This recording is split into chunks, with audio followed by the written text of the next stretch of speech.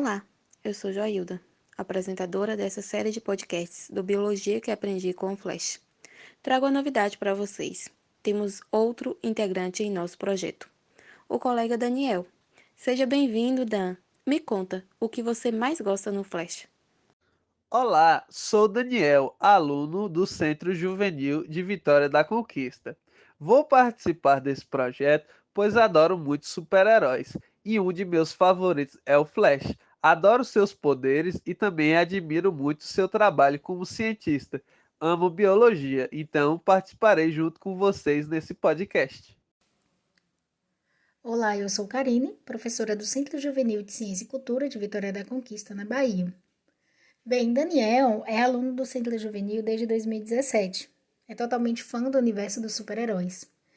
Ele foi aluno do curso Quadrinhos em Rede e Quadrinista em Ação, sob a orientação da professora Sara, uma grande especialista em HQs. A partir desses cursos, ele se tornou roteirista e ilustrador de várias HQs produzidas no Centro Juvenil. Ele fez cursos de várias áreas do conhecimento e consegue juntar isso em histórias de ficção. Seja bem-vindo ao nosso projeto, Dan. Espero que você faça várias contribuições aqui pra gente.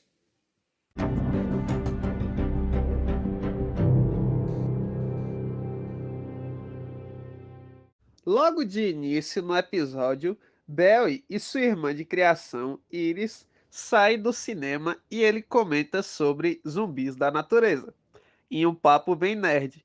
Um termo científico que imediatamente pensei são os vírus, que são parasitas celulares obrigatórios e foram representados por zumbis no anime Hataraku Saibou. Vírus não são organismos vivos, pois não possuem células, e nem mortos, pois vivem quando encontram e se fundem a uma célula. Portanto, eles são considerados zumbis da natureza, ou seja, parasitas. Isso, Dan. Os parasitas desenvolveram diferentes estratégias para conseguir infectar seus hospedeiros. Uma pulga, por exemplo, pode dar saltos imensos de um hospedeiro para o outro. Vírus podem induzir seus hospedeiros a espirrar ou tossir para serem dispersos pelo ar. Mas alguns parasitas usam uma estratégia que parece saída de um filme de terror. Eles passam a controlar a mente e o comportamento de seus hospedeiros. O Barry Allen, o Flash, usa esses exemplos quando sai no cinema conversando com sua irmã.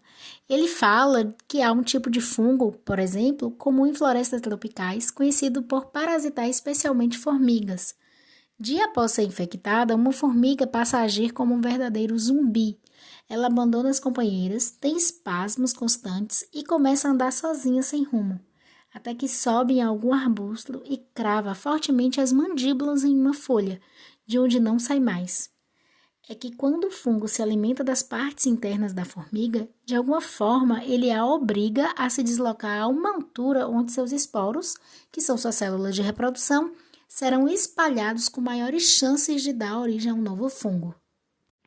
Outros exemplos de zumbis da natureza incluem grilos parasitados por vermes que os obrigam a pular dentro d'água, onde esses parasitas completam seu ciclo de vida. Ou ainda ratos, que após serem infectados pelo protozoário Toxoplasma, causador da doença toxoplasmose, têm a vontade incontrolável de correr direto para a boca dos gatos. Já pensou se nós, seres humanos, fossem infectados por algum parasita e ter uma vontade incontrolável de entrar na boca de um leão, por exemplo? Seria bem esquisito e bastante perigoso, né? Outro tema que sempre está presente em séries de CSI é a análise de DNA, chamado DNA forense. O caso mais comum de se encontrar DNA de um agressor dentro de uma vítima é em casos de estupro. Em casos como no pulmão, como foi mostrado em Flash, é impossível. A série usa a possibilidade de licença poética para chegar a uma conclusão também impossível, uma pessoa se tornando gás. Acredito que esse metomando do gás é para nos mostrar o poder de Flash ser mais rápido até que o próprio ar. A técnica de análise por DNA consiste na extração do DNA, ou seja, a retirada do material do núcleo da célula. Vamos lembrar que em células eucariotes o DNA fica dentro do núcleo. Colhido em sangue encontrado em cenas de crime, sêmen, parte íntimas de mulheres violentadas, fio de cabelo, unha, entre outros. Bom, vamos lembrar também que o sangue ele é fracionado, né? Como eu expliquei no episódio anterior sobre a centrífuga. Então, as células vermelhas, as hemácias, os glóbulos vermelhos, elas não possuem núcleo, ela tem essa especificidade. Então, nós extraímos DNA das células dos glóbulos brancos, porque eles possuem núcleo celular. Bom, voltando. Em seguida, amplia-se o DNA com cópias da molécula inicial para facilitar a leitura. Essa técnica tem a sigla PCR, que é a reação em cadeia da polimerase. Nós estamos familiarizados já com essa sigla por conta do exame da COVID, né, o PCR. O último passo é o da eletroforese, em que o DNA é submetido por corrente elétrica a uma corrida em gel, que pode ser de agarose ou acrilamida, e pode ser visualizado através da luz ultravioleta e seus dados são interpretados. Boa parte desse trabalho fica armazenado em 2 bancos de dados. Um deles contém vestígios coletados em cenas de crimes ou de partes íntimas de mulheres vítimas de estupro. O outro banco guarda DNA extraído obrigatoriamente de criminosos condenados por crimes graves. Ambos são importantes para identificar agressores e jogar luz sobre casos antigos nunca solucionados. A análise de DNA por meio de comparação de perfis genéticos permitiu já detectar diversos criminosos em nosso país. Mas esse banco de dados não é tão rápido quanto em séries de sim e sai. Temos que ficar ligados o que é real e o que é ficção. Mas claro, adoramos assistir essa facilidade da ficção.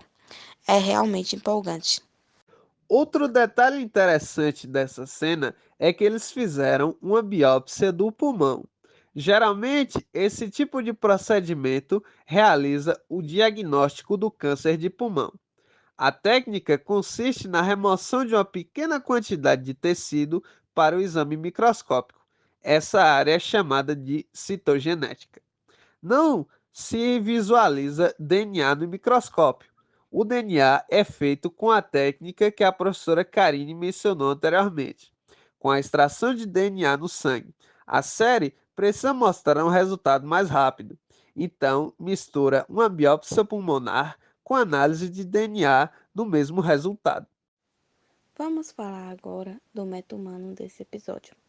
Um criminoso condenado à morte que, na mistura de um sedativo, cianeto e o acelerador de partículas, o transforma em um homem que vira gás. Mas o que é cianeto? O cianeto é uma toxina mitocondrial formada por átomos de carbono e nitrogênio e é uma das intoxicações mais letais conhecidas pelo homem, usados nos tempos antigos e modernos como um método de execução. O cianeto causa a morte dentro de minutos a horas de exposição. Embora seja incomum, o envenenamento significativo por cianeto deve ser reconhecido rapidamente para garantir a administração imediata do tratamento, potencialmente salvador de vidas. O envenenamento por cianeto pode resultar de uma ampla gama de exposições, incluindo fontes industriais, incêndios, medicamentos e contaminação por via alimentar. Nos países industrializados, a causa mais comum de intoxicação por cianeto são os incêndios domésticos. O cianeto pode ser liberado durante a combustão de produtos contendo carbono e nitrogênio. Esses produtos incluem lã, seda, poliuretano e resinas.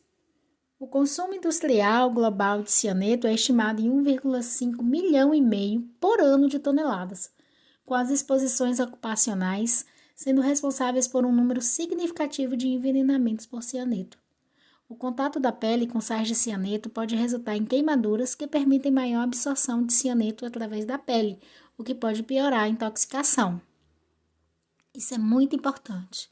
A família rosácea, que inclui amêndoa amarga, damasco, ameixa, pêssego, pera e maçã, é responsável por muitos envenenamentos por cianetos.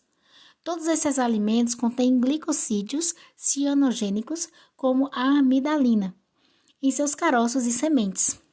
Ou seja, não deixe seus pets, cachorrinhos, gatinhos, se alimentarem dessas sementes. Outros alimentos contendo possíveis elementos cianogênicos incluem raiz de mandioca, broto de bambu e soja. Devido à presença de cianeto natural encontrado no tabaco, os fumantes de cigarros têm nível médio de cianeto cerca de 2 vezes maior do que os não tabagistas. Portanto, esse é mais um motivo para você ou não fumar ou parar de fumar. Esses foram os pontos que gostaríamos de destacar nesse episódio, mas se você assistir com calma, vai perceber muitos pontos legais também, como física e muita química. Por falar em química, eu gostei do laboratório STAR ter produzido uma molécula em 3D do cianeto para estudar profundamente o caso. Fiquei pensando se todos os professores e os estudantes fizessem modelos 3D do que estudam, seria bem mais fácil de assimilar o conteúdo, colocar a mão na massa. Nós já fizemos isso lá no Centro Juvenil, né? O DNA em 3D de jujuba, o neurônio de massa de modelar, materiais recicláveis. Teve alguns alunos que fizeram com galhos de árvores, folhas, sementes. Foi bem legal, fica muito mais fácil de entender os conteúdos das ciências naturais. Fica aqui a minha dica para vocês. Boa dica, Karine. Colocando a mão na massa, aprendemos melhor. Falo por experiência própria, hein? Resultado desses cursinhos oferecidos pelo CJCC.